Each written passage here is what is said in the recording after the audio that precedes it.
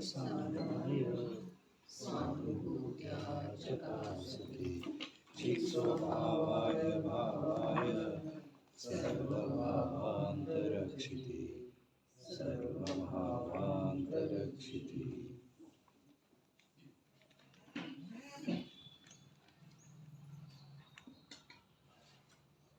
ಸಮಯಸಾರ ಪರಮಾಗಮನದಲ್ಲಿ ಆಚಾರ್ಯ ಶ್ರೀ ಅಮೃತಚಂದ್ರ ದೇವ ವಿರಚಿತ ಆತ್ಮಖ್ಯಾತಿ ಟೀಕೆಯ ಮಧ್ಯದೊಳಗೆ ಉದಿಸಿ ಬಂದಿರುವಂಥ ಕಲಶ ರೂಪದ ಕಾವ್ಯಗಳ ಮೇಲೆ ರಾಜಮಲ್ಜಿ ಪಾಂಡೆ ಅವರು ಬರೆದಿರುವ ಬಾಲಬೋಧಿನಿ ಟೀಕೆಯ ಸ್ವಾಧ್ಯಾಯ ನಡೆದಿದ್ದೇನೆ.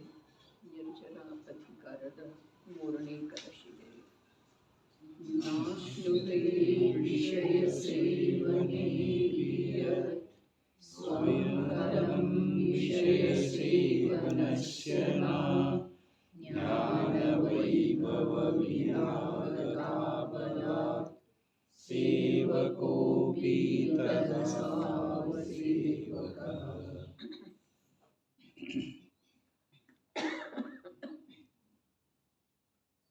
ಯತ್ ನ ವಿಷಯಸೇವನೇಪಿ ವಿಷಯಸೇವನಸ್ಯ ಸ್ವಂ ಫಲಂ ನ ಅಶ್ನುತೆ.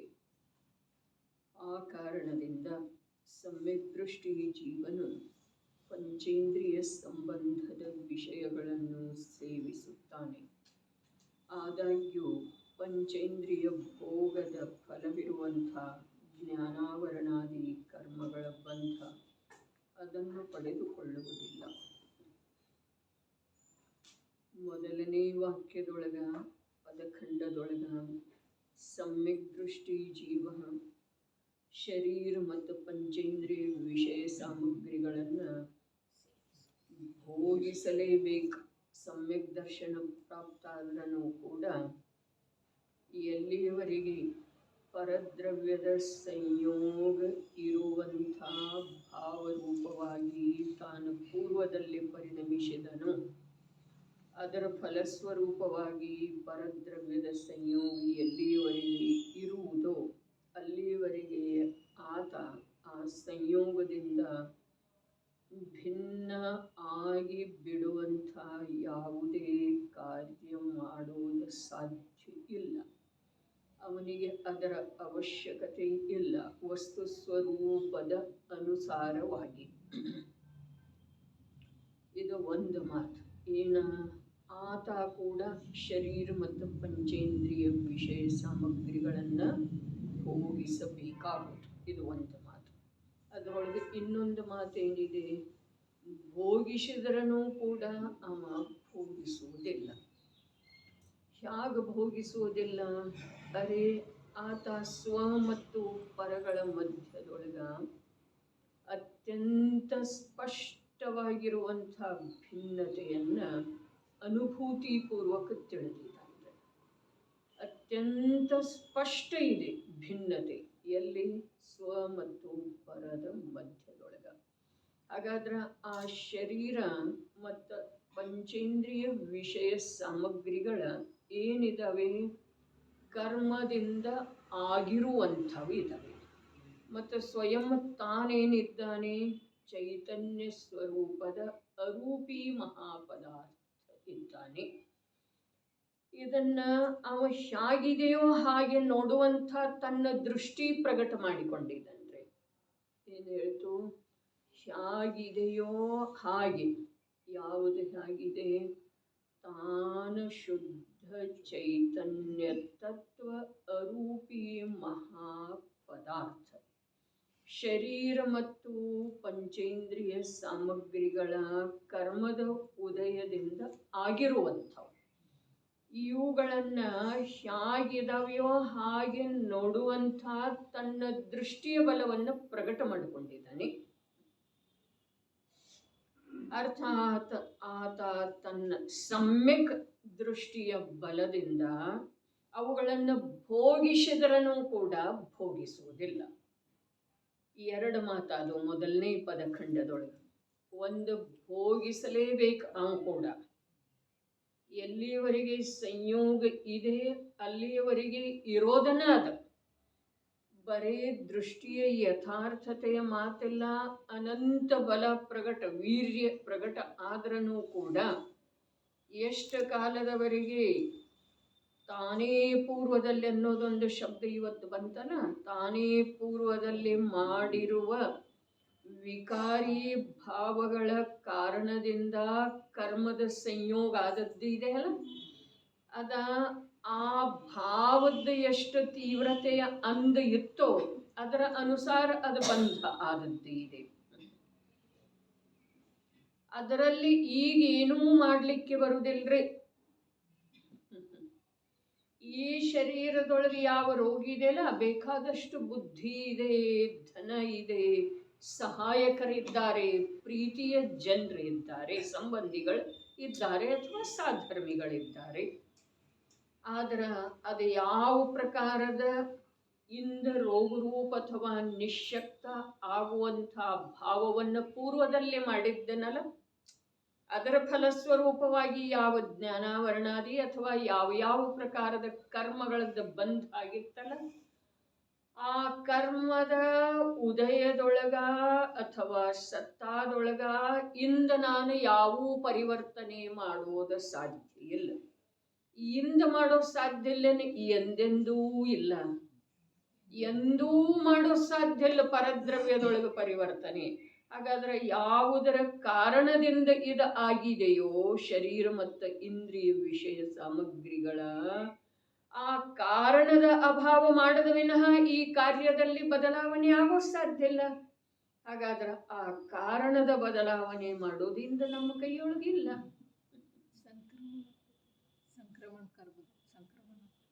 ಸಂಕ್ರಮಣ ಯಾವ ಅಪಕರ್ಷಣ ಮೊದಲಾದವುಗಳನ್ನು ಹೇಳಿದಾರೋ ಅದರ ವಿಷಯ ಎಷ್ಟು ಸ್ಪಷ್ಟ ಮತ್ತು ವಿಸ್ತೃತ ಇದೆ. ಅದರ ಸಂಕ್ರಮಣ ಆಗುವ ರೂಪದಿಂದ ಅಂಧ ಭಾವದೊಳಗೆ ಏನಾದರೂ ವಿಶೇಷತೆ ಇತ್ತು ಅಂದ್ರನ ಅದ ಸಂಕ್ರಮಣ ಆಗೋದಿದೆ. ಅದು ಅಂದ ಇರ್ಲಿಕ್ಕೆ ಬೇಕು. ಯಾಕಂದ್ರೆ ಆ ಕರ್ಮಕ್ಕೆ ಸಂಬಂಧಿಸಿದ ಭಾವ ಅಂದಾಗೆ ಹೋಗಿದೆಯಲ್ಲ. ಇಂದ ಏನಾದ್ರೂ ಭಾವದಿಂದ ಅದರಲ್ಲೇ ಸಂಕ್ರಮಣ ಆಗ್ತಿದೆಯನ, ಅದರಲ್ಲೇ ಯಾವ ಸಂಕ್ರಮಣ ಆಗುವುದಿಲ್ಲ, ಆದ್ರ ಆಗ್ತಿದೆ ಅಂಥೇಳಿ ಕಥನ ಇದೆ. ಯಾಕೆ ಅಂತಂದ್ರೆ ಈತನ ಲಕ್ಷಣ ಅದರ ಕಡೆಗಿಲ್ಲಲ್ಲ, ಅದೇನು ಇವನಿಗೆ ಫಲ ಕೊಡೋದಿದೆ. ಮಿಥ್ಯಾ ದೃಷ್ಟಿಯ ಅಪೇಕ್ಷಾದಿಂದ ಸಂಕ್ರಮಣ ಆಗುವುದಿಲ್ಲ, ಸಮ್ಯಕ್ ದೃಷ್ಟಿಯ ಅಪೇಕ್ಷಾದಿಂದ ಕೂಡ ಕರ್ಮದಲ್ಲಿ ಸಂಕ್ರಮಣ ಆಗುವುದಿಲ್ಲ. ಆದ್ರೆ ಕರ್ಮದಲ್ಲೇ ಸಂಕ್ರಮಣ ಆಗ್ತಿದೆ ಅಂಥೇಳಿ ಮಿಥ್ಯಾ ದೃಷ್ಟಿಯ ಅಪೇಕ್ಷಾದಿಂದ ಕೂಡ ಕಥನ ಇದೆ, ಸಮ್ಯಕ್ ದೃಷ್ಟಿಯ ಅಪೇಕ್ಷಾದಿಂದ ಕೂಡ ಕಥನ ಇದೆ. ಮಿಥ್ಯಾ ದೃಷ್ಟಿ ತೀವ್ರ ರೂಪದಿಂದ ಅದರ ಜೊತೆಗೆ ಏಕ ಆಗುವುದರಿಂದ ಅವನ ಕರ್ಮದ ಪ್ರಕೃತಿಗಳ ಸಂಕ್ರಮಣ ಆಗಿ ಪ್ರಬಲ ಆಗ್ತವೆ, ಜಟಿಲ ಆಗ್ತವೆ, ಇನ್ನಷ್ಟು ಶಕ್ತಿಯುಕ್ತ ಆಗ್ತವೆ ಅಂಥೇಳಿ ಆರೋಪಿತ ಕಥನೆ ಇದೆ. ಅದೇ ಪ್ರಕಾರ ಸಮ್ಯಕ್ ದೃಷ್ಟಿ ಜೀವ ಅದರ ಕಡೆಗೆ ಲಕ್ಷಣ ಕೊಡುವುದಿಲ್ಲ. ಅರೆ ಭಿನ್ನವನ್ನ ಭಿನ್ನ, ಜಡವನ್ನ ಜಡ, ಹೇಗಿದೆಯೋ ಹಾಗೆ ನೋಡುವಂಥ ಅವನ ಸಾಮರ್ಥ್ಯ ಪ್ರಕಟ ಆಗಿದೆಯಲ್ಲ ದೃಷ್ಟಿಯೊಳಗ. ಆ ಸಾಮರ್ಥ್ಯದ ಬಲದಿಂದ ಅದ ತಿಳಿದು ಬಂದ್ರೂ ಕೂಡ ಅದನ್ನ ನಾನು ಅಂಥೇಳಿ ಅನ್ನುವುದಿಲ್ಲ. ಅದರಿಂದ ನನಗೆ ನೋವಾಗ್ತಾ ಇದೆ, ಬಾಧೆ ಆಗ್ತಾ ಇದೆ ಅನ್ನುವ ರೂಪದಿಂದ ಅವನ ಜ್ಞಾನ ಪರಿಣಮನ ಮಾಡುವುದಿಲ್ಲ. ಈ ಪರಿಣಮನ ವಿಶೇಷವನ್ನ ಆ ಕರ್ಮದ ಮೇಲೆ ಆರೋಪ ಮಾಡಿ ಈತನ ಶುದ್ಧ ಭಾವದ ಕಾರಣದಿಂದ ಸೋತ ಆ ಕರ್ಮ ಕೂಡ ಸಂಕ್ರಮಣ ಆಗಿ ಶಿಥಿಲಾಯಿತು ಅಂಥೇಳಿ ಹೇಳೋದಿದೆ. ಆ ಹೇಳುವಿಕೆಯೊಳಗೆ ಏನೂ ಅರ್ಥ ಇಲ್ಲ. ಇನ್ನು ವಾಸ್ತವಿಕವಾಗಿ ಅದರದ ಸ್ವರೂಪ ಹೇಗಿದೆ ಅಂತಂದ್ರೆ, ಯಾವ ಸಮಯದಲ್ಲಿ ಭಾವ ವಿಶೇಷದ ನಿಮಿತ್ತದಿಂದ ಕರ್ಮದ ಬಂಧ ಆಗಿದೆಯಲ್ಲ, ಬಂಧ ಆಗುವ ಸಮಯದೊಳಗನ ಅದರಲ್ಲೇ 10 ಪ್ರಕಾರಗಳಾಗ್ತವೆ. ಉದಯಕ್ಕೆ ಯಾವಾಗ ಬರುತ್ತೆ 10 ಪ್ರಕಾರಗಳು. ಉದಯ, ಉದೀರಣ, ಸಂಕ್ರಮಣ, ಉತ್ಕರ್ಷಣ, ಅಪಕರ್ಷಣ, ನಿಧತ್ತಿ, ನಿಕಾಚನ, ಇವೆಲ್ಲ ಅದೇ ಸಮಯದ ಭಾವದೊಳಗ ಕಾರಣ ಇರುವುದರಿಂದ ಆ ಕರ್ಮದಲ್ಲಿ ಕಾರ್ಯವಾಗುವ ಯೋಗ್ಯತೆಯೊಂದಿಗೆ ಉಳಿತಾವ.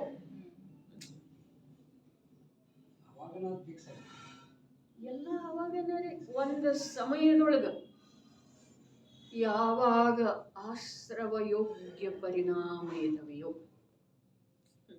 ಎಲ್ಲ ಜೀವದ್ದೇ ಇದೆ. ಕಾರಾಗಿರಿ, ಕಾರಸ್ಥಾನ ಎಲ್ಲ ಅವಂದೇ ಇದೆ. ಕರ್ಮ ಅವನ ಭಾವದ ಒಂದು ಜಾತಿಯನ್ನ, ಅದರ ತರತಮತೆಯನ್ನ ತಿಳಿಸಿಕೊಡುವ ಒಂದು ಅಳತೆ ಇದೆ. ಅದ ಜೀವದ ಭಾವವನ್ನು ತಿಳಿಸಿಕೊಡುವ ಸಲುವಾಗಿ ಜೀವದ ಚಾರಿತ್ರ್ಯ ಯಾವ ಪ್ರಕಾರ ಅಳತೆ ಕೋಲು ಇದೆಲ್ಲ ಸಾಮಾನ್ಯ ಒಂದು ಅಂದಾಜು ಬರುವ ಸಲುವಾಗಿ ಅದೇ ರೀತಿ ಆ ಕರ್ಮ ಕೂಡ ಒಂದು ರೀತಿ ಅಳತೆ ಕೋಲು ಇದ್ದಾಗ ಅದೇನೂ ಮಾಡುವುದಿಲ್ಲ. ಪಾಪ ಯಾವತ್ತೂ ಏನೂ ಮಾಡಿಲ್ಲ ಅದ. ಆದ್ರೆ ಅಜ್ಞಾನಿ ಜೀವರುಗಳ ಸಲುವಾಗಿ ತಿಳಿಸಿಕೊಡುವಲ್ಲಿ ವ್ಯವಹಾರದ ಮುಖ್ಯತೆಯಿಂದ ಆ ನಿಮಿತ್ತವನ್ನ ಮುಖ್ಯ ಮಾಡಿ ಕಥನ ಮಾಡಿದ್ದಾರೆ. ಆದ್ರೆ ಅದು ಯಾವತ್ತೂ ಏನೂ ಮಾಡುವುದಿಲ್ಲ. ಅದಕ್ಕೊಂದು ದೃಷ್ಟಾಂತ ಅಪ್ಪಾಜಿ ಏನು ಹೇಳ್ತಿದ್ರು, ರಸ್ತೆಯ ಪಕ್ಕಕ್ಕೆ ಒಂದು ಬಿದ್ದುಕೊಂಡಿದೆ ಪಾಷಾಣ.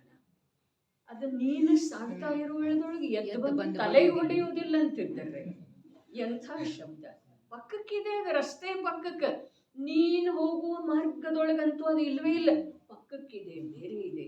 ಏನಿದೆ ದೃಷ್ಟಾಂತದೊಳಗೆ ಎಷ್ಟು ಪರಮ ಸತ್ಯ ಕರ್ಮದ ಸ್ವರೂಪವನ್ನು ತಿಳ್ಕೊಳ್ಳುವಂಥ ಒಂದು ತಿಳಿಸಿಕೊಡುವಂಥ ಒಂದು ಸಾಮರ್ಥ್ಯ ಇದೆ. ನೀನು ಸಾಗಿ ಹೋಗ್ತಾ ಇರುವಂಥ ರಸ್ತೆಯ ಪಕ್ಕಕ್ಕೆ ಬಿದ್ದಿದೆ ಒಂದು ಪಾಷಾಣ. ಅದು ಚಿಕ್ಕದಿರಲಿ ದೊಡ್ಡದಿರಲಿಪ್ಪ, ಅದು ಎದ್ದು ಬಂದು ನಿನ್ನ ತಲೆಗೆ ಹೊಡೆಯುವುದಿಲ್ಲ ಅಂತಾರೆ. ಒಂದು ವೇಳೆ ಕಾಲಿಗೆ ಹೊಡೆಯುವುದಿಲ್ಲ ಅಂದಿದ್ರ ಅದ ಸಹಜ ತಿಳಿದು ಬರಬಹುದಾಗಿತ್ತು. ಅದರ ತಲೆಗೆ ಹೊಡೆಯುವುದಿಲ್ಲ. ತಲೆ ಎಲ್ಲಿದೆ? ಪಾಷಾಣ ಎಲ್ಲಿದೆ? ನೀನು ಸಾಗ್ತಾ ಇರುವಂಥ ರಸ್ತೆ ಯಾವುದು? ಅದು ಬಿದ್ದುಕೊಂಡಿರುವಂಥ ಸ್ಥಾನ ಯಾವುದು? ಎಷ್ಟು ಭಿನ್ನತೆ ಮಾಡಿಬಿಟ್ಟಿದ್ದಾರೆ. ಯಾವಾಗೂ ಯಾವ ಕರ್ಮ ಏನೂ ಮಾಡಲಿಲ್ಲ, ಆ ಅವ್ಯಕ್ತ ಕರ್ಮ ಏನೂ ಮಾಡಲಿಲ್ಲ. ಮತ್ತು ಈ ವ್ಯಕ್ತ ರೂಪಿ ಶರೀರ ಏನು ಮಾಡೋದಿದ್ದೀರಿ? ಆ ಭಿನ್ನ ಪರದ್ರವ್ಯಗಳೇನು ಮಾಡುವುದವ್ರಿ? ಭಿನ್ನ ಪರದ್ರವ್ಯಗಳು ಅವ್ಯಕ್ತ ಕರ್ಮ ಏಕ ಕ್ಷೇತ್ರಾವಗಾಹದೊಳಗಿದೆ. ಆತ್ಮನ ಪ್ರದೇಶದೊಳಗ ಏಕ ಕ್ಷೇತ್ರಾವಗಾಹ ರೂಪದಿಂದ ನಿಂತುಕೊಂಡಿದೆ. ಅದೇನು ಮಾಡಲಿಲ್ಲ. ಇನ್ನೀ ಜಡ ಶರೀರ ಕೀವು ರಕ್ತ ಸೋರ್ತಾ ಇದ್ರೆ ಅದು ನಿನಗೇನು ದುಃಖ ಮಾಡೋ ಸಾಧ್ಯ ಇದೆ? ದಿನ ದಿನ ಬೇಕರೆ ಇಂಥ ನಿಕೃಷ್ಟ ಶರೀರದ ನಿಕೃಷ್ಟ ಸ್ವರೂಪವನ್ನ ಬುದ್ಧಿಯೊಳಗೆ ದಿನ ದಿನ ತಂದುಕೊಳ್ಳಬೇಕಾಗುತ್ತೆ. ಕೀವು ಮಲಾದಿಗಳ ಸೋರ್ತಾ ಇದ್ರ ಅದನ್ನ ನಿನಗೇನು ಮಾಡೋ ಸಾಧ್ಯ ಇದೆ? ಯಾವ ಎರಡು ಇಂದ್ರಿಯಕ್ಕೆ ಅಗೋಚರವಿರುವಂತಹ ಕರ್ಮ ಮತ್ತು ಸ್ವಭಾವದಿಂದನ ಅರೂಪಿ ಇರುವಂತಹ ಆತ್ಮ ತಿಳಿತಾ ಇದೆ ಅಂದ್ರೆ, ಇಂದ್ರಿಯಕ್ಕೆ ಅಗೋಚರ, ಇಂದ್ರಿಯ ಜ್ಞಾನಕ್ಕೆ ಅಗೋಚರವಿರುವಂತಹ ಕರ್ಮ ಮತ್ತು ಸ್ವಭಾವದಿಂದನ ಅರೂಪಿ ಇರುವಂತಹ ಆತ್ಮ ಒಂದೇ ಕ್ಷೇತ್ರದೊಳಗೆ ಇದ್ರೂ ಕೂಡ ಒಂದರಿಂದ ಇನ್ನೊಂದಕ್ಕೆ ಬಾಧೆ ಇಲ್ಲ. ಅರ್ಥಾತ್ ಕರ್ಮದಿಂದ ಜೀವಕ್ಕೆ ಬಾಧೆ ಇಲ್ಲ. ಹೀಗಿರುವಳೆದೊಳಗ ಈ ಜಡ ಶರೀರದ ಏನಾದರೂ ಅವಸ್ಥೆ ಆಗಲಿರಿ, ಏನಾದರೂ ಆಗೋದಿದೇನೆ, ಏನು ಆಗಬೇಕು ಅದೇ ಆಗೋದಿದ್ದೀರಿ. ನಿರಂತರ ಈ ಶರೀರದ ಜೊತೆಗಿನ ಅನಾದಿಕಾಲೀನ ಏಕತ್ವ ಬುದ್ಧಿಯನ್ನು ಬಿಟ್ಟುಕೊಡುವ ಸಲುವಾಗಿ ಈಗ ವರ್ತಮಾನದ ಮೇಲೆ ನಿರಂತರ ಸಂಸ್ಕಾರ ಬೇಕು. ದೇಹದ ಸ್ವರೂಪ ಏನಿದೆ, ದೇಹದಿಂದ ನನಗೇನು ದುಃಖ ಆಗೋ ಸಾಧ್ಯ ಇದೆ. ಇನ್ನು ಹೀಗಾದ ನಂತರ ಯಾರು ಭಿನ್ನ ಕ್ಷೇತ್ರದಲ್ಲಿದ್ದಾರಲ್ಲ ಅಂಥ ಸಂಬಂಧಿಗಳಿಂದಾಗಲಿ, ಜಡ ಪದಾರ್ಥಗಳಿಂದಾಗಲಿ, ಧನ ಮೊದಲಾದ ವೈಭವದಿಂದಾಗಲಿ ಏನಾಗೋ ಸಾಧ್ಯ ಇದೆ? ಅರೆ ವಾಸ್ತವಿಕ ವಸ್ತು ಸ್ವರೂಪ ಹೇಗಿದೆಯೋ ಹಾಗೆ ವಿಚಾರದ ಭೂಮಿಕೆಯೊಳಗೆ 24 ಗಂಟೆಯಲ್ಲಿ 1 ಗಂಟೆ ಆದ್ರೂ ತಂದುಕೊಳ್ಳಬೇಕಾಗೋದು ನೋಡ್ರಿ. ಯಾವ ಪ್ರಕಾರ ಮುನಿದಶ 6ನೇ 7ನೇ ಗುಣಸ್ಥಾನದೊಳಗೆ ಜೀಕುವಂಥದ್ದು ಇದೆಯಲ್ಲ, ಅದೇ ಪ್ರಕಾರ ಸರಿಯಾಗಿ ಅದೇ ಪ್ರಕಾರ ಸಮ್ಯಕ್ತ್ವ ಸನ್ಮುಖ ಮಿಥ್ಯಾದೃಷ್ಟಿಯ ಜೀವನ ಇರಬೇಕು. ಸಮ್ಯಕ್ತ್ವ ಪ್ರಾಪ್ತ ಆದ ನಂತರ ಆಗುವಂತಹ ಜೀವದ ಸಹಜ ಪರಿಣಾಮ ಮತ್ತು ಸಮ್ಯಕ್ತ್ವದ ಪ್ರಾಪ್ತಿಯ ಸಲುವಾಗಿ ಅಥವಾ ಆತ್ಮನ ಅನುಭೂತಿಯ ಸಲುವಾಗಿ ಮಾಡಬೇಕಾದಂತಹ ಪುರುಷಾರ್ಥ ಇವು ಸದೈವ ಆ 6ನೇ 7ನೇ ಗುಣಸ್ಥಾನದಲ್ಲಿ ಜೀಗ್ತಾರಲ್ಲ ಮುನಿರಾಜರ, ಹಾಗೆ ನಡೆದಾಗನ ಇಲ್ಲಿ ಈ ಜೀವಕ್ಕ ಸಮ್ಯಕ್ ದರ್ಶನ್ ಅರ್ಥಾತ್ ಆತ್ಮಾನುಭೂತಿ ಅರ್ಥಾತ್ ದೇಹದಿಂದ ಪೃಥಕತೆಯ ಅನುಭವ ಆಗೋದು ಸಾಧ್ಯ ಇದೆ, ಅನ್ಯಥಾ ಇಲ್ಲ. ಅಕ್ಷರದ ಅನಂತವ ಭಾಗ ಮಾತ್ರ ಎಲ್ಲಿ ನಿಗೋಧದಲ್ಲಿ ಜ್ಞಾನ ಇತ್ತೋ ಆ ಜ್ಞಾನದ ಹಿಂದಿನ ದೃಢವಾದ ಅಭಿಪ್ರಾಯ ಕೂಡ ದೇಹ ಅಂದ್ರ ನಾನನ್ನೋದಿತ್ತು.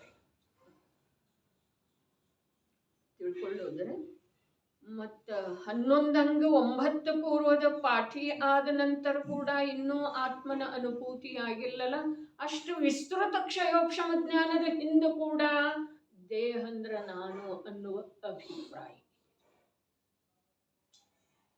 ಅದನ್ನು ಕತ್ತರಿಸಿ ಹಾಕೋದು ನಿಜವಾಗಿ ದಿನಾ ಒಂದಿಷ್ಟಿಷ್ಟು ಬೇಕರೆ ಶರೀರದ ಪೋಷಣೆಯ ಸಲುವಾಗಿ 1 ವರ್ಷದೊಳಗೆ ಆಹಾರ ಎಷ್ಟು ಮೂಟೆ ತಿಂತೀವಿ, ಒಮ್ಮೆಲೆ ತಿನ್ಲಿಕ್ಕೆ ಆಗ್ತಿದೇನ್ರಿ? ಸರಿಯಾದ ಈ ಪ್ರಕಾರ ಒಂದು ಸಲ ಅನಾದಿ ಮಿಥ್ಯಾತ್ವ ಏನಿದೆ ಅದು ಛೇದಿಸಿ ಹೋಗ್ಬೇಕಾದ್ರ ದಿನ ಒಂದಿಷ್ಟಿಷ್ಟು ಮಾಡಿದ್ರ ಅದು ಮೂಟೆಗಟ್ಲೆ ಆಗಿ ಅಲ್ಲಿ ಭೇದ ಜ್ಞಾನದ ಪ್ರತ್ಯಕ್ಷ ಕಾರ್ಯ ಆಗುವುದು. ದೇಹದ ಸ್ವರೂಪ, ಸಂಯೋಗದ ಸ್ವರೂಪ, ಕರ್ಮದ ಸ್ವರೂಪ, ವಿಭಾವದ ಸ್ವರೂಪ ಕೊನೆಗೆ ತ್ರಿಕಾಲಿ ಏಕರೂಪ ಶುದ್ಧ ಧ್ರುವ ಜ್ಞಾತಾ ಸ್ವರೂಪ ವಿಶ್ವದ ಲೋಕದ ಶಿಖರ ಮೇಲೆ ವಾಸ ಮಾಡಬೇಕಾದಂಥ ಸ್ವಾಧೀನ ತತ್ವ ಇವುಗಳನ್ನ ನಿರಂತರ ದಿವಸದೊಳಗೆ ಎಷ್ಟು ಬಾರಿ ಮಾಡಬೇಕು? ಅನೇಕ ಬಾರಿ ಮಾಡಬೇಕು. ಎಷ್ಟಂತ ಹೇಳಿ ಏನು ಲೆಕ್ಕ ಇಟ್ಟಲ್ಲ,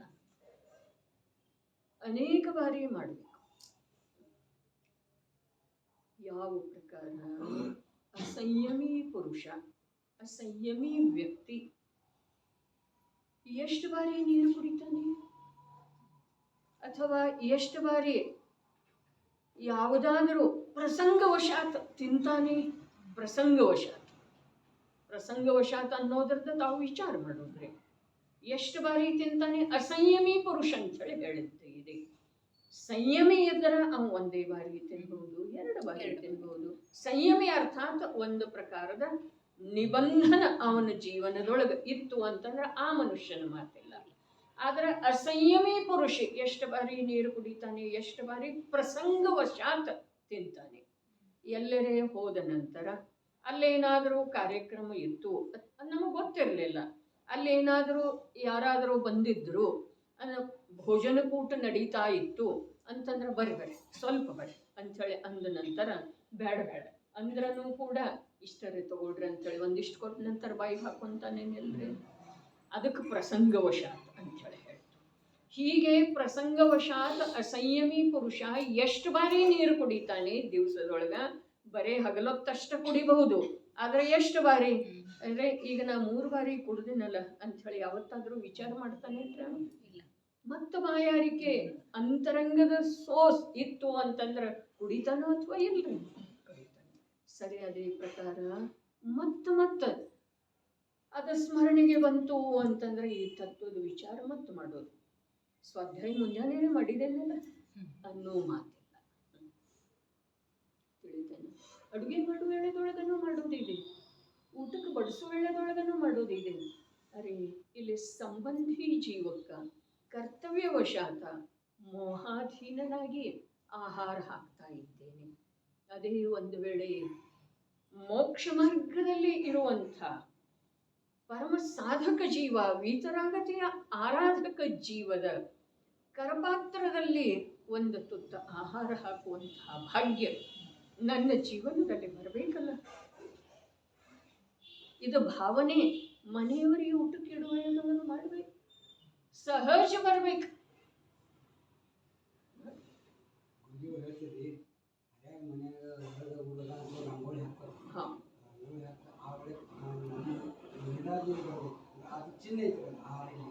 ಅಂದ್ರ ಅಲ್ಲಿಂದನ ಶುರು ಆಗ್ತಿದ್ರಿ ಅದು. ಮುನಿರಾಜರು ನನ್ನ ಮನೆಗೆ ಬರ್ಲಿ ಆಗಮಿಸಲಿ ಅನ್ನೋ ಅಲ್ಲಿಂದನ ಕಸ ಗುಡಿಸು ಎಳೆದೊಳಗೆ, ಹೊರಗಿನ ಅಂಗಳ ಒಂದ್ ಸ್ವಲ್ಪ ನೀರು ಸಿಮಿಡಿಸು ಎಳೆದೊಳಗೆ ಏನ ಶುದ್ಧಿ. ಅವರ ಪ್ರತ್ಯಕ್ಷ ಬಂದ ನಂತರ ಭೂಮಿ ಶುದ್ಧಿ ಮಾಡೋದರದ ದ್ಯೋತಕವಾಗಿ ಅಲ್ಲಿ ಇದೆ ಅದ. ಹೀಗೆ ಶ್ರಾವಕನ ಜೀವನದೊಳಗ ಗುರು ಉಪಾಸನೆ ಆತ್ಮಾರಾಧನೆಯ ಸಲುವಾಗಿ ನಿರಂತರದ ಉದ್ಯಮ ನಡೆದಿರ್ತಿದೆ. ನಿರಂತರ ಅಸಂಯಮಿ ಪುರುಷನಿಗೆ ಯಾವ ಪ್ರಕಾರ ನಿಬಂಧನೆ ಇಲ್ಲವೋ ಅದೇ ಪ್ರಕಾರ ಇವನಿಗೆ ಯಾವ ಕಾರ್ಯ ಮಾಡುವ ವೇಳೆದೊಳಗೆ ಅದರ ಬಾಧೆ ಅನ್ನಿಸಬಾರದು. ಒಳಗಿನ ಚಿಂತನ ಮಂಥನ. ಅರೆ ಜೀವ ಏಕಾಕಿಯಾಗಿ ಬಂದದ್ದು ಇದೆ ಇಲ್ಲಿ. ಯಾರವರು ಯಾರಿಲ್ಲ, ಪುನಃ ಪುನಃ ಸ್ಮರಣೆ ಮಾಡಿಕೊಳ್ಳೋದು. ಯಾರ ಸಲುವಾಗಿ ಎಷ್ಟು ಪ್ರಾಣ ತೆಗೆದ್ರೂ ಕೂಡ ಆ ಪ್ರಾಣ ತೆಗೆಯುವ ರೂಪದ ಅಪರಾಧದ ಮಹಾಫಲವನ್ನ ಭವಿಷ್ಯದಲ್ಲಿ ಮತ್ತು ತಾನೇ ಏಕಾಕಿ ಭವಿಸ್ಬೇಕ್ರಿ. ಏಕಾಕಿ ಜೀವ ತೆಗೆಯುವ ರೂಪದ ಮಹಾ ಅಪರಾಧದ ಫಲ. ಕರ್ತವ್ಯ ಬೇರೆ ಇದೆ. ಅರೆ ಕರ್ತವ್ಯದ ಹಿಂದೆ ಇರುವಂತಹ ಜ್ಞಾನದ ಪವಿತ್ರತೆ ನಮಗೆ ಎಲ್ಲಿ ತಿಳಿದು ಬರೋ ಸಾಧ್ಯತೆ ರೀ? ಮಾಡ್ಕೋಬೇಡ, ಕರ್ತವ್ಯ ಇದೆಯಲ್ಲ, ಮಕ್ಕಳಿದಾರಲ್ಲ, ಹಿರಿಯರದಾರಲ್ಲ, ಹಾಗೆ ಸ್ವರೂಪ ಇರುವುದಿಲ್ಲ. ಕರ್ತವ್ಯ ಅನ್ನುವಂತಹ ಶಬ್ದದ ಹಿಂದ ಗೌರಣ್ಣವರು ಯಾವ ಜ್ಞಾನದ ನಿರ್ಮಲತೆ ಇದೆಯಲ್ಲ ಅದು ನಮ್ಮ ಲಕ್ಷ್ಯದೊಳಗೆ ಬಂದಿಲ್ಲ, ಬರೋ ಸಾಧ್ಯ ಇಲ್ಲ ಅಂಥೇಳಿ ನಾವು ಮೋಹಾಧೀನ ಕಾರ್ಯಕ್ಕ ಕರ್ತವ್ಯ ಅಂತ ಇದೇವೆ ಅಂದಮೇಲೆ ನಮ್ಮ ಮೋಹದಿಂದ ಬಿಡುಗಡೆ ಆಗುವ ಸನ್ನಿವೇಶ ಅನಂತ ಕಾಲದೊಳಗೆ ಸಂಭವಿಸುವುದಿಲ್ಲ ಅಂಥೇಳಿ ಅನಿವಾರ್ಯವಾಗಿ ನಾನೀಗ ಹೇಳಬೇಕಾಗಿದೆ.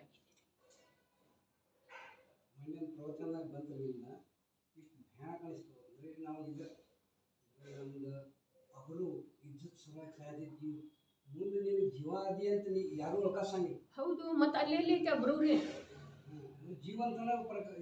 ಅದೇ ಎಂಥ ಜೀವ ಅನ್ನೋದು ಹೋಗ್ಲಿ, ಜೀವಂತಳೆನ ಗುರುತಿಸುವುದಿಲ್ಲ. ವಿಚಾರ ಒಂದಿಷ್ಟು ವಿಹಂಗಮ ದೃಷ್ಟಿಯಿಂದ ವಿಚಾರ ಬೇಕ್ರಿ. ಪ್ರತಿಯೊಂದು ಪದಾರ್ಥದ ವಿಚಾರ ಮಾಡುವ ಶಕ್ತಿ ಸಿಕ್ಕಿದೆಯಲ್ಲ, ಬರೇ ಮೋಹಕ ಪೋಷಕವಾದಂಥ ವಿಚಾರಗಳನ್ನೇ ಮಾಡ್ತಾ ಇದೆ. ಆ ವಿಚಾರಗಳಿಗೆ ಸಂಜ್ಞೀತನದ ಅವಶ್ಯಕತೆನೇ ಇಲ್ಲ. ಮೋಹ ಪೋಷಕ ಏನು ವಿಚಾರಗಳನ್ನ ನಾವು ಮಾಡ್ತಾ ಇದ್ದೇವಲ್ಲ, ಅದಕ್ಕೆ ಸಂಜ್ಞೀತನದ ಅವಶ್ಯಕತೆನೇ ಇಲ್ಲ. ಸಂಜ್ಞೀತನ ಇಲ್ಲದೆ ಇರುವಳೆಗಳು ಕೂಡ ಮೋಹದ ಪೋಷಣೆ ಆಗತಾನೆ ಇತ್ತು. ಹಾಗಾದ್ರೆ ಮೋಹ ಪೋಷಣೆ ಆಗುವಂಥ ಕೆಲಸದೊಳಗೆ ಸಂಜ್ಞೀತನದ ಉಪಯೋಗ ಮಾಡಿದರೆ ಏನಿದೆ? ಅದು ಕಾವು ಅನ್ನುವಂಥ ಕರ್ಮಕ್ಕ ಈ ಉತ್ಕೃಷ್ಟವಾದಂಥ ವಿಚಾರ ಶಕ್ತಿ ರೂಪದ ಜ್ಞಾನವನ್ನ ಕ್ಷಯೋಕ್ಷಮವನ್ನ ಪಾರಸಮಣಿ ತರ ಇದೆ ಅಂತ ಹೇಳಿದ್ದಿತ್ತರಿ. ಆ ವಿಚಾರ ಒಂದು ವೇಳೆ, ಆ ವರ್ತಮಾನದ ಜ್ಞಾನ ಸಂಜ್ಞೀತನ ಒಂದು ವೇಳೆ ಸ್ವಭಾವ ಪರಭಾವಗಳನ್ನು ಸ್ಪರ್ಶ ಮಾಡಿತು ಅಂತಂದ್ರ ಪರಭಾವ ಕರಿ ಹೋಗ್ತಿದೆ, ಸ್ವಭಾವ ಉಜ್ವಲ ಆಗ್ತಿದೆ. ಗೊತ್ತಿಲ್ಲ ಅದನ್ನ ಎಲ್ಲೆಲ್ಲೇ ಖರ್ಚು ಮಾಡ್ತಾ ಇದ್ದೇವೆ. ಏನಿದೆ ನಮ್ಮ ಜೀವನಕ್ಕೆ ಬೆಲೆ ಹೇಳ್ರಿ? ಏನು ಮಾತು ಹೇಳಿತು ಒಂದೀಗ? ಸಂಜ್ಞೀತನ ಅರ್ಥಾತ್ ವಿಚಾರ ಶಕ್ತಿ ಇಲ್ಲದೆ ಇರುವೆಳೆದಳು ಕೂಡ ಅನಂತ ಕಾಲ ಮೋಹದ ಪೋಷಣೆ ಆದದ್ದನ ಇದೆ. ಇನ್ನು ಮತ್ತು ಮೋಹ ಪೋಷಣೆಯ ಸಲುವಾಗಿ ಅದೊಂದು ಶಕ್ತಿ ತೊಡಗಿಸಿದ್ರ ಈ ಜೀವದ ಅವಸ್ಥೆ ಏನಾಗೋದ? ನ್ಯಾಯದಿಂದ ವಿಚಾರ ಮಾಡೋದಲ್ಲ. ಅದು ಒಂದೇ ಇರೋದ್ರೆ ಆತ್ಮನ ಕಲ್ಯಾಣಕ್ಕೆ ಉಪಾಯ ಅಣ್ಣ. ಅದು ಒಂದೇ ಇರೋದು ಯಾವುದ? ಸಂಜ್ಞೀತ ವಿಚಾರ ಶಕ್ತಿ. ಅರೆ ನಾನು ಯಾರು, ನಾನು ಯಾರು, ನಿಜವಾಗಿ ನಾನು ಯಾರು, ಎಲ್ಲೆಲ್ಲಿ ಹೋಗ್ತೇನೋ ಅಲ್ಲೆಲ್ಲಿ ನನ್ನನ್ನ ಬೇರೆ ಬೇರೆ ರೂಪದಿಂದ ಗುರುತಿಸ್ತಾರೆ. ನಾನು ಕೂಡ ಅದೇ ರೂಪದಿಂದ ಅಲ್ಲೆಲ್ಲಿ ಅನುಭವ ಮಾಡ್ತೇನೆ. ಆಸ್ಪತ್ರೆಗೆ ಹೋದ್ರೆ ಪೇಷಂಟ್ ಅಂತ ಹೇಳಿ ಅನುಭವ ಮಾಡ್ತೇನೆ. ಹೋಗಿರ್ತೇನೆ ಮೊದಲು ಆ ಭಾವ ಧಾರಣ ಮಾಡಿ. ಪೇಟೆಗೆ ಹೋದ್ರೆ ಗ್ರಾಹಕ, ಅಂಗಡಿಗೆ ಹೋದ್ರೆ ಗ್ರಾಹಕ ಅಂತೇನೆ. ಮಂದಿರದೊಳಗೆ ಹೋದ್ರೆ ಭಕ್ತ ಅರ್ಥಾತ್ ಭಿಕ್ಷುಕ ಆಗ್ತೇನ್ರಿ.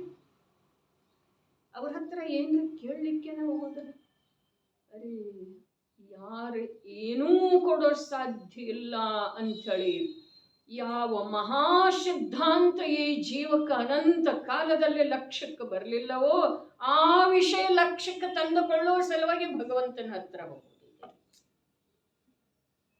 ಭಗವಂತ ಮಾತ್ರ ಅಲ್ಲ, ಯಾರೇನೂ ಕೊಡೋ ಸಾಧ್ಯ ಇಲ್ಲ, ಯಾರೇನೂ ಮಾಡೋ ಸಾಧ್ಯ ಇಲ್ಲ ಅನ್ನುವ ಯಾವ ವಿಷಯ ತಥ್ಯ ಈ ಜೀವಕ್ಕೆ ಅನಂತ ಕಾಲದಲ್ಲಿ ಲಕ್ಷ್ಯದೊಳಗೆ ಬರಲಿಲ್ಲವೋ ಆ ತಥ್ಯವನ್ನು ನೋಡುವ ಸಲುವಾಗಿ, ಗ್ರಹಣ ಮಾಡುವ ಸಲುವಾಗಿ, ಕಣ್ಣು ತುಂಬಿಕೊಳ್ಳುವ ಸಲುವಾಗಿ, ಮನಸ್ಸು ತುಂಬಿಕೊಳ್ಳುವ ಸಲುವಾಗಿ, ಆತ್ಮನ ಪ್ರದೇಶದೊಳಗ ಅದರ ಗ್ರಹಣ ಮಾಡುವ ಸಲುವಾಗಿ ಅಲ್ಲಿ ಹೋಗೋದಿದ್ದೀರಿ. ವೀತರಾಗ ಭಗವಂತರ ಮಂದಿರಕ್ಕ ಸಮವಸರಣ ಸದೃಶ. ಅರೆ ಸಮವಸರಣರೇ ಇರಲಿ, ಮಂದಿರರೇ ಇರಲಿ, ಅವರು ಇದ್ದಾರೆ ಅಂಥವ್ರು. ಅವರ ಸನ್ನಿಧಿಗೆ ಹೋಗಬೇಕಾದ್ರೆ ನನ್ನ ಒಂದು ಭಾಗ್ಯ ಎಂಥದ್ದಿರಬಹುದು. ಇದ್ದಕ್ಕಿದ್ದ ಹಾಗೆ ದೊರೆ ಕಡೆಗೆ ಹೋಗ್ಲಿಕ್ಕೆ ಬರ್ತಿದ್ದೇನೆ, ರಾಷ್ಟ್ರಪತಿ ಭವನದೊಳಗೆ ಇದ್ದಕ್ಕಿದ್ದ ಹಾಗೆ ಹೋಗ್ಲಿಕ್ಕೆ ಬರ್ತಿದೆ. ಅದಕ್ಕೆಲ್ಲ ಏನೇನು ಅದಾವ್ರಲ್ಲ. ಮತ್ತೆ ಇದ್ದಕ್ಕಿದ್ದ ಹಾಗೆ ಭಗವಂತನ ಮಂದಿರದೊಳಗೆ ಹೋಗಿರ್ತೀವಿ, ಅಲ್ಲಿ ಯಾವ್ದು ಕಾರ್ಯ ಮಾಡೋದಿದೆ.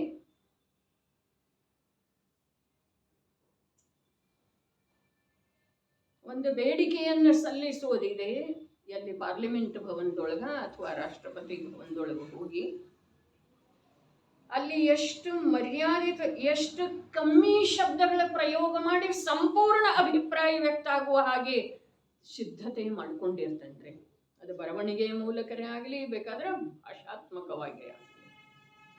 ಮತ್ತೆ ಇಲ್ಲಿ ಭಗವಂತನ ಹತ್ರ ಹೋಗಿರೋ ವೇಳೆದೊಳಗ ಎಷ್ಟು ಕಮ್ಮಿ ಸಮಯದೊಳಗ ಯಾವ ಕಾರ್ಯವನ್ನು ಸಾಧಿಸಬೇಕು, ಅವರನ್ನು ಯಾವ ರೀತಿ ನೋಡಬೇಕು, ಅವರ ಹತ್ರ ಯಾವ ರೀತಿ ಸಮರ್ಪಣೆ ಆಗಬೇಕು, ಅದನ್ನೆಲ್ಲ ಜ್ಞಾನಿಗಳ ಕಲಿಸಿ ಕೊಟ್ಟರೂ ಕೂಡ ಅದು ಯಾವುದನ್ನು ಅರೆ ನಿಸ್ಸಹಿ ಶಬ್ದದೊಳಗನೆ ಎಲ್ಲ ಕಲಿಸಿಕೊಟ್ಟಿದ್ದಾರೆ. ಮನುಷ್ಯನೊಳಗೆ ವಿಚಾರ ಮಾಡ್ತಾನ ಮುಖದಿಂದ ನಿಸ್ಸಹಿ ಏನಾಗೋದ ಹೇಳ್ರಿ. ಮಂದಿರದೊಳಗೆ ಹೋದ ನಂತರ ಗ್ರಹಣ ಒಂದೇ ಒಂದು ತತ್ವದ ಅವಲೋಕನ ಮಾಡೋದಿದೆ, ಒಂದೇ ಒಂದು ತತ್ವದ ಅನಂತ ಕಾಲದೊಳಗೆ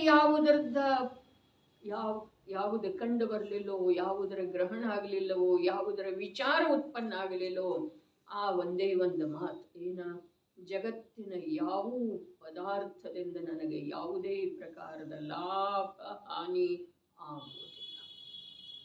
ಈ ಒಂದೇ ಒಂದು ಮಾತಿಂದ ನಾವಲ್ಲಿ ಅವಲೋಕನ ಮಾಡೋದಿದೆ, ಅದು ಒಂದರದ್ದೇ ಸ್ವೀಕಾರ ಮಾಡೋದಿದೆ, ಅದು ಒಂದರದ್ದೇ ಪ್ರಯತ್ನ ಮಾಡೋದಿದೆ, ಅದು ಒಂದರದ್ದೇ ನಿರ್ಣಯ ಮಾಡೋದಿದೆ. ಏನು ಹೇಳ್ತಾ ಇದ್ದಾರೆ? ನಿನ್ನ ನಮಸ್ಕಾರದ ನನಗೆ ಅವಶ್ಯಕತೆ ಇಲ್ಲ ಅಂಥೇಳಿ ಹೇಳ್ತಾ ಇದ್ದಾರೋ, ನೀನು ನನಗೆ ನಮಸ್ಕಾರ ಮಾಡುವಂಥ ಕಮ್ಮಿ ಸಾಮರ್ಥ್ಯದ ಜೀವ ಅಲ್ಲ ಅಂಥೇಳಿ ಹೇಳ್ತಾ ಇದ್ದಾರೆ. ಏನು ಹೇಳ್ತಾ ಇದ್ದಾರೆ? ದಿನ ಒಂದೊಂದು ಹೇಳಿರಲಿ, ಕೇಳ್ಕೊಂಡು ಬರೋದು ಬೇಕಲ್ಲ. ಪೂಜೆ ಯಾವುದಕ್ಕಂತಾರೆ? ಸಾಮಾಯಿಕ ಯಾವುದಕ್ಕಂತಾರೆ?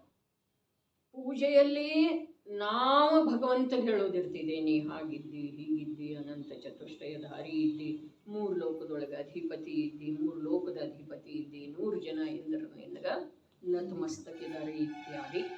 ಸಾಮಾಯಿಕದೊಳಗೆ ಅವರೇನು ಹೇಳಿದಾರಲ್ಲ ಅದನ್ನು ಕೇಳಿ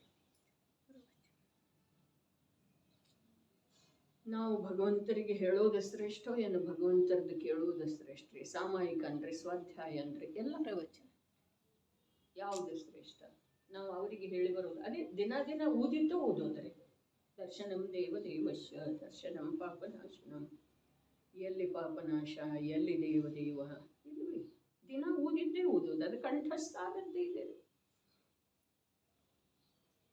ಮತ್ತು ಅವರು ಹೇಳಿದ್ದು ಕೇಳೋದು ಯಾವಾಗ? ಸ್ವಾಧ್ಯಾಯದ ವೇಳೆ. ಇಟ್ಟಿಲ್ಲ ನಡೆಯಿರಿ. ಇಲ್ಲಿ ಮೊದಲನೇ ಪದಖಂಡದೊಳಗೆ 2 ವಿಷಯ ಏನು ಗ್ರಹಣ? ಅದು ಒಂದ ಅವರು ಭೋಗಿಸಿದ್ರೂ ಭೋಗಿಸೋದಿಲ್ಲ, ಇನ್ನೊಂದ ಸಮ್ಯಕ್ ದೃಷ್ಟಿ ಇದ್ರೂ ಕೂಡ ಭೋಗಿಸಲೇಬೇಕು. ನೀನರೆ ಇನ್ನೂ ಮಿಥ್ಯಾ ದೃಷ್ಟಿ ಇದ್ದಿ ಮತ್ತು ಭೋಗಿಸೋದಿಲ್ಲ ಅಂತಂದ್ರೆ ಏನು? ನನಗೆ ಯಾಕೆ ಇಂಥದ್ದು? ಅರೆ ನೀ ಅಂಥದ್ದ ಮಾಡಿದ್ಯಪ್ಪ. ಇನ್ನೊಂದು ದೃಷ್ಟಾಂತ ಬಂತಲ್ಲ, ಇನ್ನು 4ನೇದ್ರೊಳಗೆ ಬಂದಿದ್ದು ಕಾಣಿಸ್ತಿತ್ತು.